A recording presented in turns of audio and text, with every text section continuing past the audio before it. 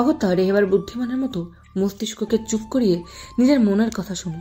প্রিয় নারীটার মাথা এক হাত দিয়ে হালকা টেনে নিজের অধর দুটো চেপে ধরল কোমল নারীটির পাতলা গোলাপি শুষ্ক ওষ্ঠ দুটিতে। পূর্ণির দেহ অবসর এলো ক্ষণিকের জন্য, তবু অদৃশ্য কারণে কোনো বাধা দিতে দিল না। শুধু চোখ দুটো বুঝে এলো সুখ কি, তবে এইখান থেকে তার সুখ শুরু হলো কি? রেহেবার ছাড়লো তাকে মিনিট দুয়েকের ভিতরে। সে গভীরে যায়নি। পূর্ণির আপাতত ধারণ ক্ষমতা যতটুকু বুঝেছে ততটুকুতেই তাকে ছেড়ে দিয়েছে। রেহেবার পূর্ণিকে ছেড়ে তার দিকে তাকাতেই দেখল পূর্ণি বিস্ময় নিয়ে তার দিকে তাকিয়ে। রেহেবারের সেই ভেজা ঠোঁট দুটো দেখে আবারও লোভ জাগলো যেন। তার মাথা যেন আর কোনো ঠিক বেঠিকই চিন্তা এলো না। তার মূল কেন্দ্রবিন্দু দুটির দিকে পুনরায় অগ্রসর হতেই পূর্ণি নড়েচড়ে জোরে জোরে শ্বাস নিয়ে মুখ ফিরিয়ে বলল, আমায় আর একটু সময় দিন প্লিজ। রেহেবারের হুঁশ ফিরল। সে নিজেকে চোখ বন্ধ করে ধাতস্থ করে মুখে হালকা হাসি ফুটিয়ে বলল, Okay, take your time. But always remember that you are only mine. I repeat, only mine. শেষের কথাটা বেশ জোর দিয়েই বলল রেহেবার, কিন্তু এত জোর দেওয়ার কারণ পূর্ণিই বুঝল না। রেহেবার আর কিছু না বলে পূর্ণির গায়ে ব্ল্যাঙ্কেট চাপা দিয়ে নিজে গিয়ে ল্যাপটপ নিয়ে উঠে বসলো সামনের সোফায়। পূর্ণি সেই দিকে তাকাতেই রেহেবারের সাথে চোখাচোখি হলো। রেহেবার তা দেখে আলতো হেসে বলল, Good night. Relax ঘুমাও। সকাল হতেই সূর্যের কিরণ চারপাশ দিয়ে এসে পড়ল রুমের ভেতর। আমিহা চোখ খুলল। জোহানের সাথে এই সম্পর্কে কথাবার্তা বলার জন্যই তাকে রাতে জোহানের সাথে এক রুমে পাঠানো হয়েছিল। অথচ সে মানুষের অপেক্ষা করেছে রাত 3টে অবধি, কিন্তু সে আসেনি। আমিহা বালিশ ছড়িয়ে সেই কথা ভাবতে ভাবতে ঘুমিয়ে গিয়েছিল। তারপর আমিহা চশমাটা খুলে চুলগুলো ভালো করে বেঁধে নিল। পরনে তার একটা নরম সুন্দর শাড়ি, যেটা তাকে তার চাচি এক প্রকার জোর করে পরিয়ে দিয়েছিল গত রাতে।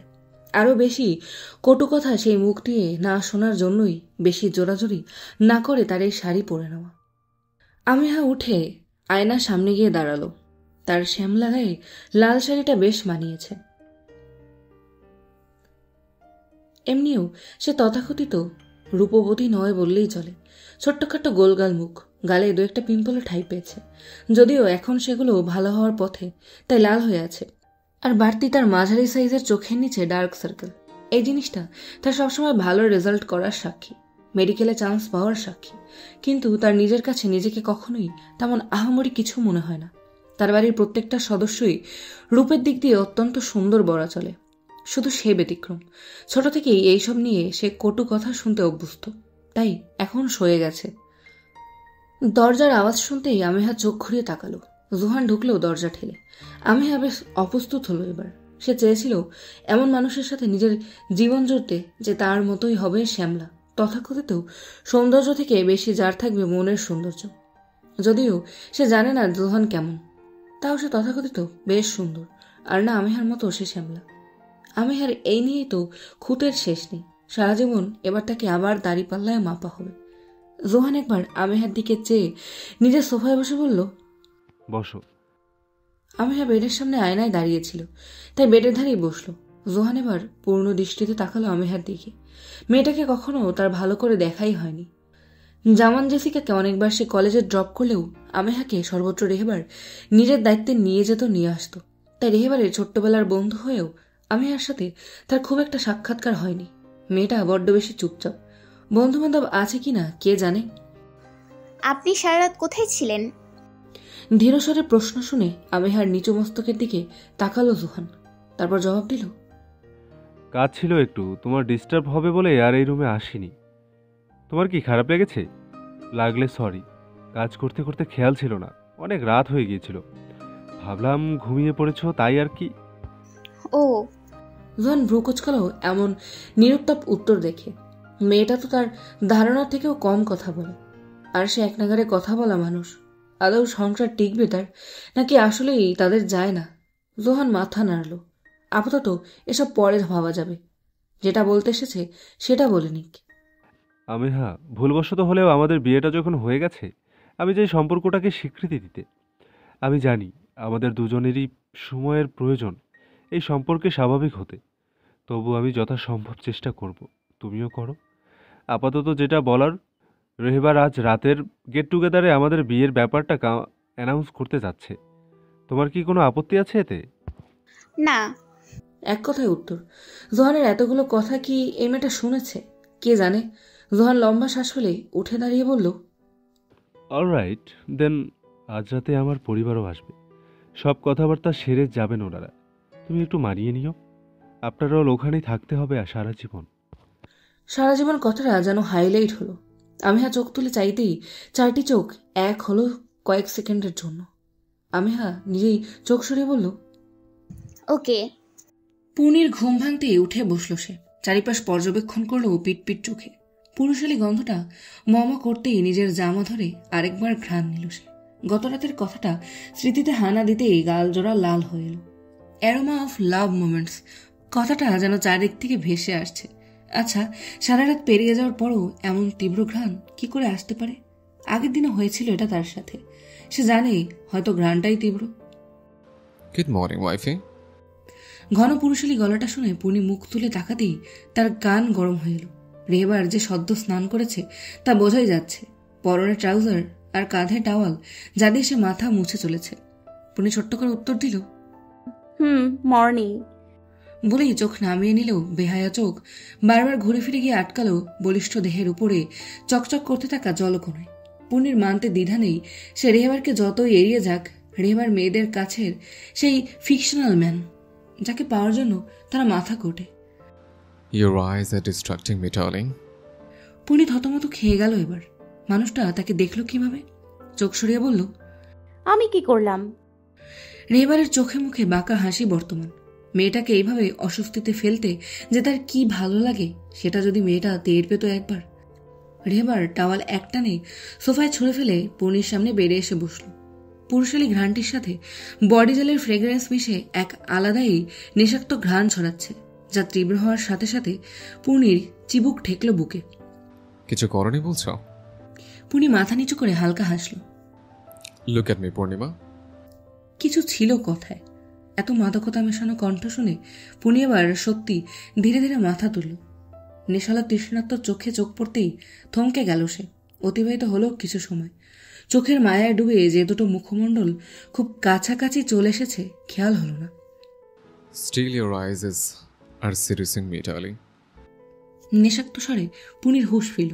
উপলব্ধি করল শুধু মুখ না, দুটো শরীরও বেশ কাছাকাছি অবস্থান করছে তাদের।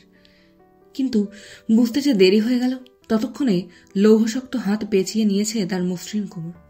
নিজেকে ছাড়াতে চাওয়ার চেষ্টা করা যে বৃথা হবে এই ভেবে সে জোরাজোরি করল না কোনো। মুখ পাশে ফিরিয়ে ঘন ঘন শ্বাস ফেলে কথা ঘোরাতে আমতা আমতা করে বলল, আপনি এত সকালে শাওয়ার নিলেন যে? রেহেবার প্রিয় রমণীর সদ্য ঘুম থেকে ওঠা চেহারার ঘোরের মধ্যে থাকলেও এবার ঠোঁট এটো করে হাসল। আরেকটু মুখটা এগিয়ে পুনির ডান কানের চুলগুলো হালকা সরিয়ে কণ্ঠ খাদে নামিয়ে বলল, আমার অভ্যেস এটা, কয়েকদিন পর তোমারও হয়ে যাবে। কথার ইঙ্গিত আঁচ করতে পেরে পুনির কান গরম হয়ে উঠল আবারও। শরীরের শিহরণ জাগল। চোখ বন্ধ করে নিল। রেহেবারের ঠোঁটে এখনও সেই হাসি বিদ্যমান। রেহেবার এবার তাকে আরেকটু টেনে নিজের সাথে মিশিয়ে নিল। শীতল পুরুষালী দেহ নিজের সাথে মিশতেই পুনি হাঁসফাঁস করে উঠল। রেহেবার পাত্তা দিল না। ঘাড়ের কাছ থেকে একগাছা চুল সরিয়ে মুখ গুজে দিল ঘাড়ে। পুনি কেঁপে উঠল। চক্ষে যে অজান্তেই দুহাত রেহেবারের উন্মুক্ত পিঠ আঁকড়ে ধরল। বড় বড় শ্বাস ফেলতেই রেহেবার আরো বেশি করে ডুব দিলও যেন তাতে। তার পুরুষালী হাত ততক্ষণে বিচরণ করছে পুনির কামেজের ভেতরের লতানো কোমরে। পুনি বাধা দিল না এবার। এই পুরুষালী স্পর্শ তার ভালো লাগছে। এর ভেতর সে কোনো কাঠিন্য বা হিংস্র স্পর্শ পাচ্ছে না। যা বিরাজ করছে তা হলো শুধু একরাশ মুগ্ধতা, ভালো লাগা। পুনির মৃদু আর্তনাদ দিতেই রেহেবার আর একবার ঘাড়ে ঠোঁট ছুঁয়ে সরে এলো। পুনি ঘাড়ের ব্যথা লাগা জায়গায় হাত দিয়ে অবাক চোখে তাকালো রেহেবারের দিকে। রেহেবার মৃদু হেসে পুনির ঠোঁটে হালকা ঠোঁট ছুঁয়ে কপালে কপাল ঠেকিয়ে বলল, A small gift for tonight. I think it will help you. পুনি কথার অর্থ বুঝতে না পেরে রেহেবারের দিকে ফ্যাল ফ্যাল করে চেয়ে রইল। তার হেল্প করবে মানে কি বলতে চাইছে লোকটা? রেহেবার বেড থেকে উঠে ওয়ার্ড্রপ থেকে শার্ট বার করে গায়ে জড়িয়ে নিয়ে বলল, আজ রাত্রে মেনশনে একটা গেট টুগেদার আছে। এটা যদিও বাবা চাচাদের বিজনেসের জন্য, তাও এই পার্টিতে আমাদের সমস্ত অফিসিয়াল মানুষজন উপস্থিত থাকবে, এমনকি আমার কলিগসও। আর তাই আজ জোহান আর আমিহার বিয়ের ব্যাপারটা অ্যানাউন্সমেন্ট করব, সাথে আমাদেরটাও। পরশু মানে ফ্রাইডে রিসেপশনে। বলেই থামল রেহেবার। তার এতক্ষণে শার্ট পরা শেষ। ওয়ার্ডরোব খুলে একটা শপিং ব্যাগ এনে রাখলো পূর্ণির সামনে। পূর্ণি ব্যাগটা হাতে নিতেই রেহেবার বলল, ফার্টেন নাইট, পছন্দ হলে পড়বে, নইলে না। আমি ফোর্স করবো না, তবে আমার ইমাজিনেশনের চেয়েও সুন্দর কিছু তোমার জন্য পেলাম না। পড়বে তো তুমি? রেহেবারের চোখে কৌতূহল। যেন পূর্ণি না বলে দিলেই তার মনটা বাচ্চাদের মতো ঠাস করে ভেঙে যাবে, আর সে অনেক দুঃখ পাবে। পূর্ণি একবার ব্যাগের ভেতর দেখে মিষ্টি এসে বলল, অনেক সুন্দর হয়েছে, আমি নিশ্চয় পরবো। রেহেবার নিজেও সেই হাসির সাথে তাল মিলিয়ে হালকা হেসে পূর্ণির মাথায় হাত বুলিয়ে বলল, ফ্রেশ হয়ে নাও, আমি ব্রেকফাস্ট লাঞ্চ সব উপরে পাঠিয়ে দেব। বাইরে যাওয়ার দরকার নেই। আমি যখন এসে তোমায় নিচে নিতে যাব তখনই যাবে। পূর্ণি বাধ্য মেয়ের মতো মাথা নাড়ল। তার এমনিতেও যাওয়ার ইচ্ছে নেই নিচে। পূর্ণি উঠে ফ্রেশ হওয়ার জন্য ওয়াশরুমের দিকে পা বাড়াতেই রেহেবার ডাকল। পূর্ণিমা। পূর্ণির পা থেমে গেল। ঘুরে তাকাতেই রেহেবার তার মুখোমুখি এসে দাঁড়ালো। তার দু কাঁধে হাত দিয়ে বলল, মানুষের দুইটি সত্তা থাকে, একটি নরম আর একটি শক্ত। কেউ যদি বলে আমি শক্ত হতে পারি না বা আমি নরম হতে পারি না, এটা কিন্তু সম্পূর্ণ ভুল কথা। আমি মানি পরিস্থিতি মানুষকে সব করতে শেখায়, আর নরম মাটিতে মানুষ আঁচড় কাটে বেশি। তাই যখন পরিস্থিতি কঠিন হয়ে উঠবে, নিজের মনকেও কঠিন নিতে হবে। আমাদের নরম দিকটা কিন্তু সবাই ডিজার্ভ করে না, তারা সবসময় এটার ফায়দা লুটতে ব্যস্ত থাকে। তুমি বুদ্ধিমান, অল্প কথাই তোমার জন্য যথেষ্ট। বলে রেহেবার ওয়াচ পড়তে অন্যদিকে চলে যায়। পূর্ণির কথাগুলো মন দিয়ে শুনে চুপচাপ ওয়াশরুমে ঢুকে গেল। বৃষ্টিবিলাস ম্যানশন ঝলমলিয়ে উঠেছে বিকেল হতেই। সবাই যে যার মতো ব্যস্ত পার্টির জন্য। রেহেবারের বন্ধুরাও সব ভুলে মেতে উঠেছে আনন্দে। জোহান একা পারছে না শুধু আনন্দে সামিল হতে। একে তো তার মন মানছে না, উপর দিয়ে তার ফ্যামিলি আসছে আজ পার্টিতে, তাকে তাদের আসার জন্য ব্যবস্থা করতে। পূর্ণা চারিদিক দেখে সিঁড়ি দিয়ে উঠে পা বাড়ালো রেহেবারের রুমের দিকে। আজ এই মেয়েটাকে একটা শিক্ষা দিয়েই ছাড়বে সে। এত বোঝানোর পরও আবারও মুখ ফুটিয়ে আসে কি করে সে রেহেবারের কাছে। রেহেবারের রুমের কাছে যেতেই দেখলো একজন বডিগার্ড দাঁড়িয়ে আছে সেখানে। পূর্ণা পাত্তা দিল না। ভেতরে যাওয়ার জন্য পা বাড়াতেই সেই বডিগার্ড হাত দেখিয়ে বলল, সরি ম্যাম, স্যারের কড়া নির্দেশ, আমেহা আর এলা ম্যাডাম ছাড়া কাউকে ভিতরে যেতে দেওয়া যাবে না। পূর্ণা এবার রেগে গিয়ে বলল, মানে কি?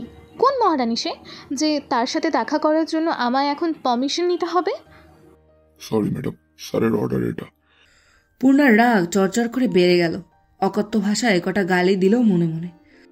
মানে আসতে নাচতেই নিজের হাতে করে নিতে চাইছে সব। পূর্ণার এত বছরের পরিশ্রম সব জলে যাবে? না না, কিছুতেই হতে দেবে না সে। যে করে হোক পূর্ণিকে আবারও সরাতে হবে এদেশ থেকে। এসব ভেবেই পূর্ণা রাগে গজগজ করতে করতে পা বাড়ালো নিজের রুমের দিকে। পূর্ণি নিজের সাজ কমপ্লিট করে আরেকবার নিজেই নিজেকে দেখলো আয়নায়। কম সাজলেও তাকে কেমন ভরা ভরা লাগছে। তার পরনে একটা পিচ কালারের লেহেঙ্গা আর অল্প কিছু জুয়েলারি, যাই লেহেঙ্গার সাথেই ছিল। সব যেন সবের পরিপূরক। ফর্সা তাকে যেন এই রংটাই বেশি মানাচ্ছে। আসলেই মানুষটার পছন্দ আছে বলতে হবে। ভেবেই মুচকি হেসে ডান পাশের চুলটা পিছনের দিকে করতেই তার নজরে এলো রেহেবারে সেই মিষ্টিভাবে দেওয়া লাল দাগটা। দাগটা একদম তার কানের কিছুটা নিচে, তার লালচে তিলের জায়গায় ঠিক। পুনে আয়নায় তা দেখে নিজেই লজ্জায় মুচকি এসে চোখ নামিয়ে নিল। ইস, চারিপাশটা এত সুন্দর লাগছে কেন তার গতকাল থেকে। পুনি লক্ষ্য করে দেখেছে এ ম্যানশনে আসার পর যতক্ষণ রেহেবার তার হাত ধরেছিল ততক্ষণ তার কোনো ভয় লাগেনি। মানুষটা আসলেই তার সেভিয়র। সে লাল দাগ ঢাকবে বলেই হাতে ফাউন্ডেশনটা তুলে নিতেই পূর্ণির মনে হলো, না বাবা থাক, তার যা চণ্ডাল রাগ, যদি এবার কথার বিপক্ষে যায় আবার ধমকাধমকি শুরু করবে কোথায়।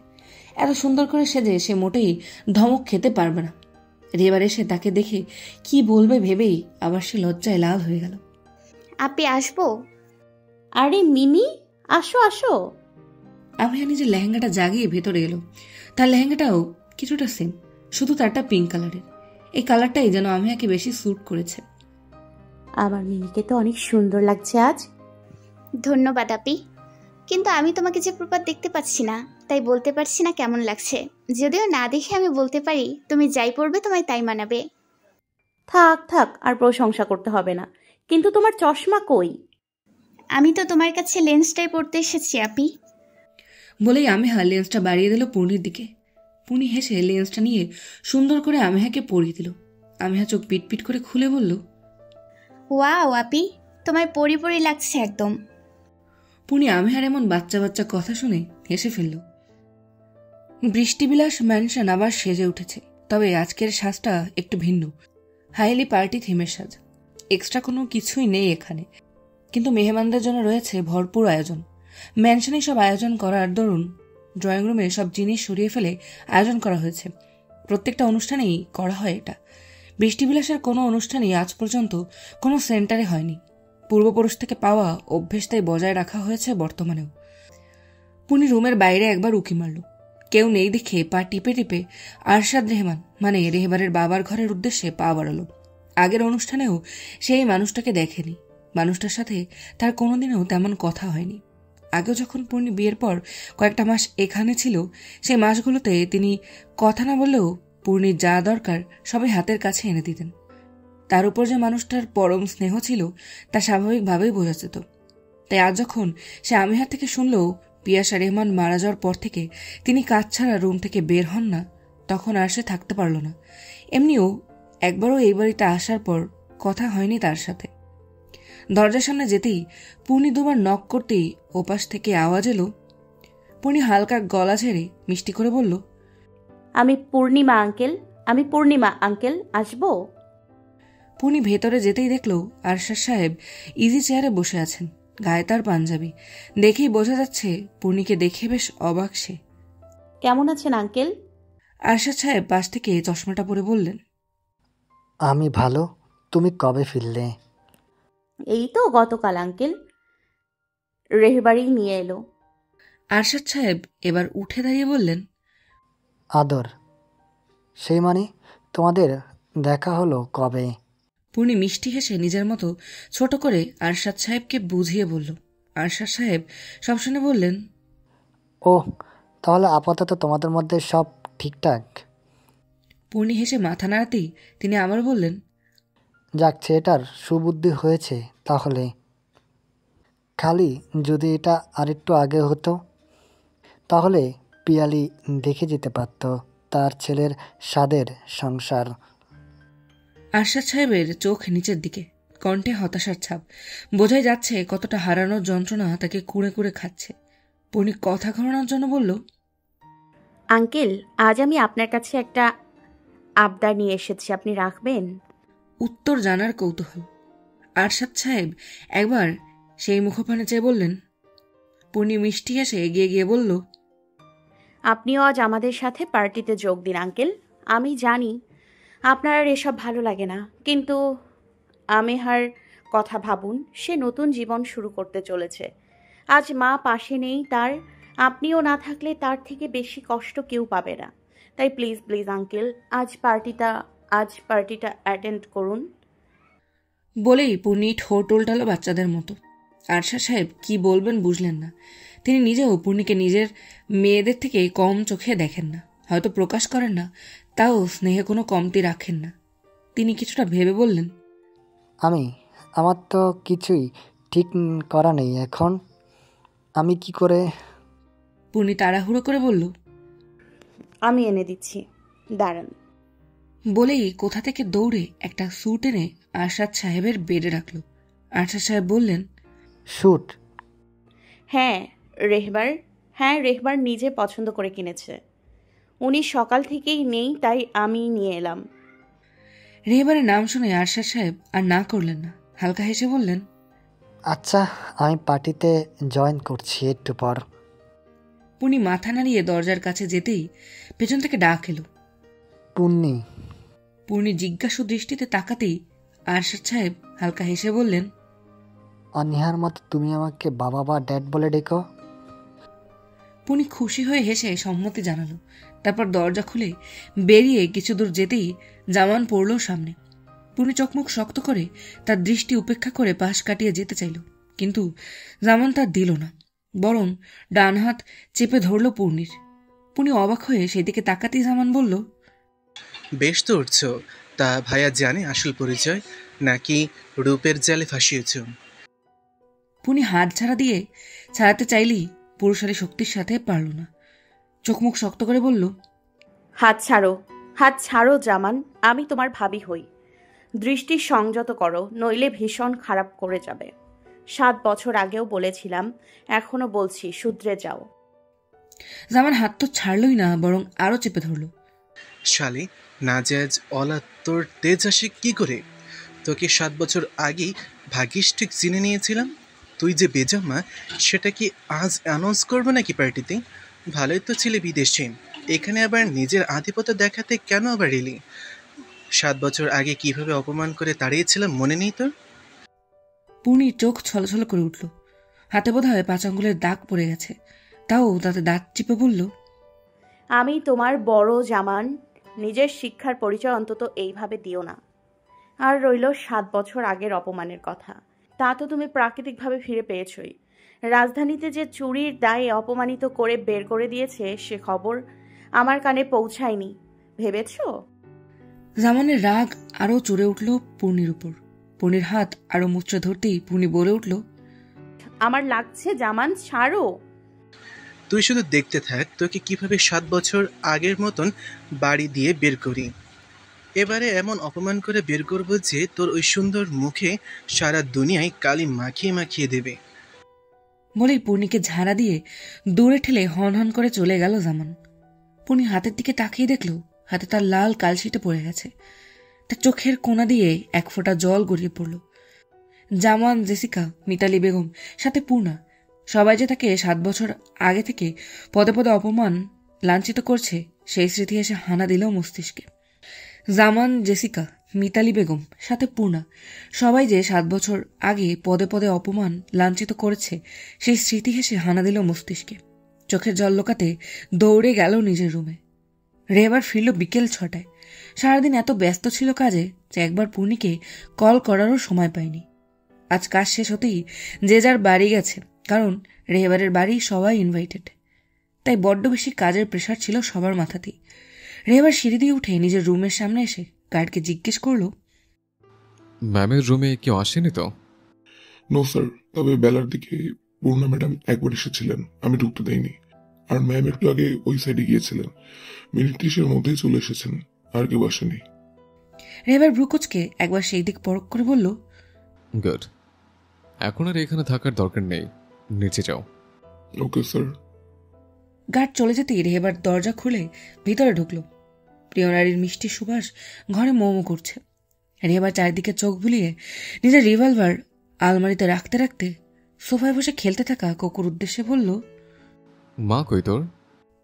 কোকো মুখ তুলল, দুবার ব্যালকনির দিকে তাকিয়ে ঘেউ ঘেউ করল, তারপর আবার খেলা নিয়ে ব্যস্ত হয়ে পড়ল। রেহেবার নিজের হাতের ওয়াচ খুলতে খুলতে ডাকল, পূর্ণিমা। পূর্ণি ব্যালকনিতে চুপচাপ নিজের চিন্তায় মগ্ন হয়ে দাঁড়িয়েছিল। রেহেবারের ডাক শুনতেই পূর্ণি তাড়াতাড়ি নিজের হাতে লেহেঙ্গার ওড়না দিয়ে ঢেকে রুমে ঢুকে বলল, জি, ডাকছিলেন? হ্যাঁ, তুমি রেডি? পার্টি? রেহেবারের অর্ধেক কথা তার মুখেতেই রয়ে গেল। চোখ স্থির হলো সামনে দাঁড়ানো অল্প সাজেই দীপ্তি ছড়ানো রমণীটির পানে। পিচ কালারের লেহেঙ্গা, হালকা মেকআপ করা স্নিগ্ধ চেহারা তার, কালো বাদামি সর্পিল চুলগুলো কাঁধ ছাড়িয়ে পিঠময় ছড়িয়ে আছে। রেহেবারের মনে হলো কোনো এক অপার্থিব জিনিস তাকে আকর্ষিত করে চলেছে সামনের দিকে। মোহিত দৃষ্টি যে কখন এক পা করে নারীটির মুখোমুখি এনে দাঁড় করিয়েছে তার খেয়াল নেই। পূর্ণির দৃষ্টি নত হলো সেই নেশালো দৃষ্টির সামনে। সারা মুখে ছেয়ে রইল লাজুকতা। পূর্বের সমস্ত কটু কথা বলে শরীর শিরশিরে উঠল এক অজানা অনুভূতিতে। নিজের হাতে পুরুষালী স্পর্শ পেতেই কেঁপে উঠল তার কোমল দেহখানা।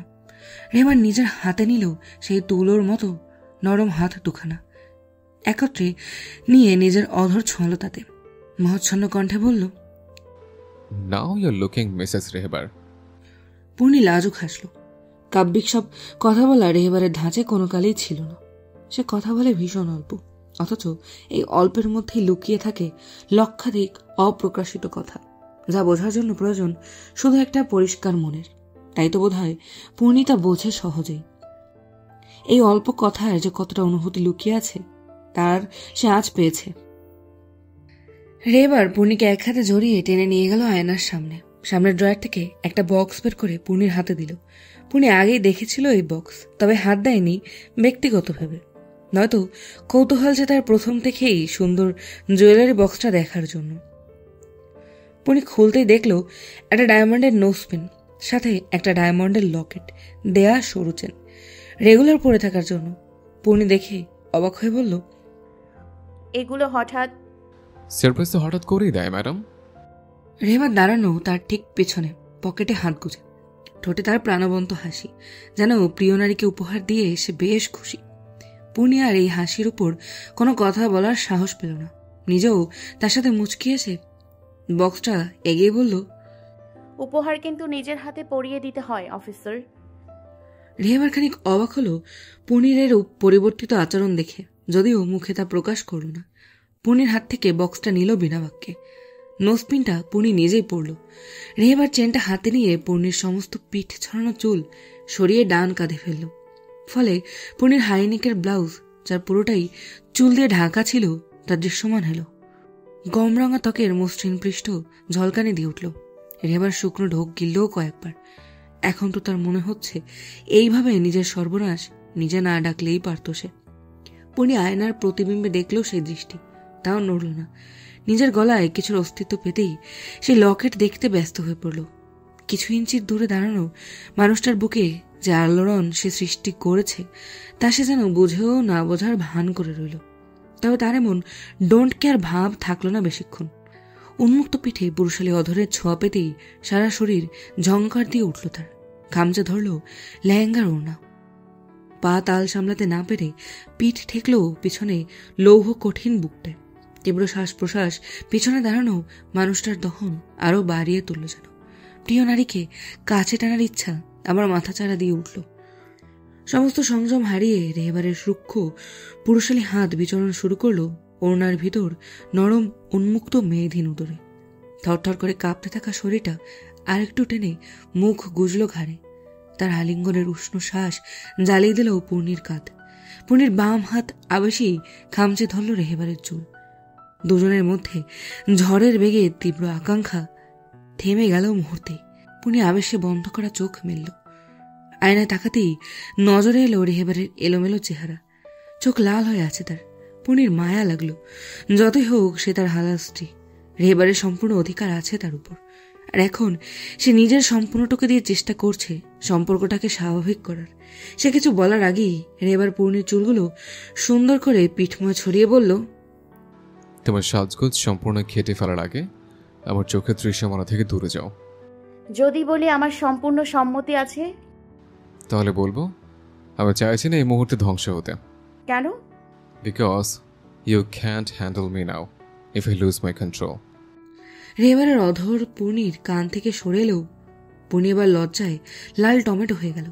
বিড়বিড়ে বলে উঠল, শেমলেস। কোকো এতক্ষণ সব দেখলেও এবার তার সহ্য হলো না। দৌড়ে তাদের মাঝে গিয়ে ঘেউ ঘেউ আরম্ভ করলো। তাকে ছাড়া মোটেই তাদের এত ভালোবাসাবাসি করা উচিত হয়নি। রেবার হাঁপ ছেড়ে তাকে কোলে তুলে বলল, তোকে আদর করার লোক এনে দেব না হয়। আপাতত বাবা মায়ের রোমান্সে বাধার সৃষ্টি করলে পাশে রুমে দিয়ে আসবো, বুঝলি? কোকো ঘে ঘো করে কি বুঝলো তা জানান দিল। পূর্ণি তাকে রেহেবারের কোল থেকে নিয়ে বলল, তার জামা কই সেটা জিজ্ঞেস করছে আপনাকে। রেহেবার হেসে উঠল। তার আনা বেড়ে রাখা ব্যাগটা পূর্ণির দিকে এগিয়ে দিতেই পূর্ণি নিতে হাত বাড়াল। রেহেবার ব্যাগটা পূর্ণির হাতে ধরিয়ে তার হাতের কবজি টেনে ধরল। হাত ঘুরিয়ে ফিরিয়ে শক্ত গলায় বলল, হাতে কালছিটে পড়লো কিভাবে? পূর্ণি ঝামেলা এড়াতে আমতামতা করে বলল, ব্রেসলেটটা ভীষণ টাইট ছিল, তাই কালশিটে পড়ে গেছে হয়তো। দক্ষ অফিসারের দৃষ্টি এক দেখায় চিনতে সামর্থ্য রাখে কোনটা কিসের দাগ। তার নিজের শরীরে হাজারটা ক্ষত, সে প্রত্যেকটার হিসাব দিতে পারবে এখনো। তাই কোনটা জুয়েলারির দাগ আর কোনটা জোর জবরদস্তির তা বুঝতে বিন্দুমাত্র সময় লাগলো না তার। তাও শুধু উত্তর দিল, ও, আমি ফ্রেশ আসছি, তুমি মিনিকে দেখো। পূর্ণি ঘাড় নাড়িয়ে আমেহার রুমে চলে গেল।